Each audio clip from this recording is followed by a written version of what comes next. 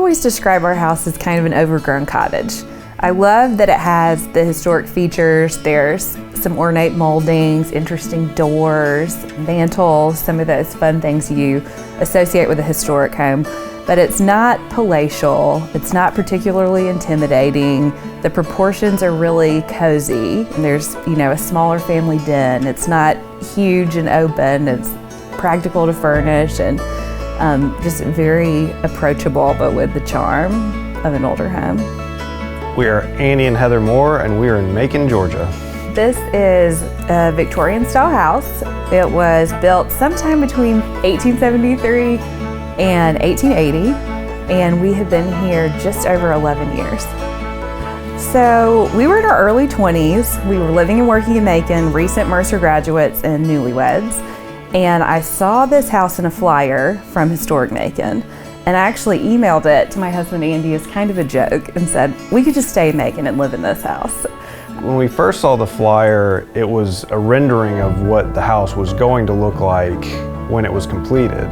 So when we pulled up, before we had made an appointment with Historic Macon, we pulled up to a house that had been sitting vacant for, I think, 10 years. We actually stood on paint cans in the backyard and looked through the kitchen window, and the plaster was crumbling. There were floor joists, but no flooring on the porch. We say we're lucky we found this when we were in our early 20s because we weren't as risk averse as we are now, and it didn't feel like a big gamble to sign our name on the dotted line and agree to buy it in the end. We were fortunate that we were also able to purchase the lot next door, which had been used as a parking lot for Mercer for decades, really. So we're downtown, but have enough space that our girls have enough room to have a yard, run around and play. We're able to have that kind of outdoor space while still living in an urban area. I love our third floor looks very different than the rest of the house. It was previously storage, and during the rehabilitation, we made the choice to go ahead and renovate it to be useful space. It has tongue and groove walls, it's kind of whitewashed, and just has this very different vibe, and it has a view that looks out over a lot of downtown and East Macon.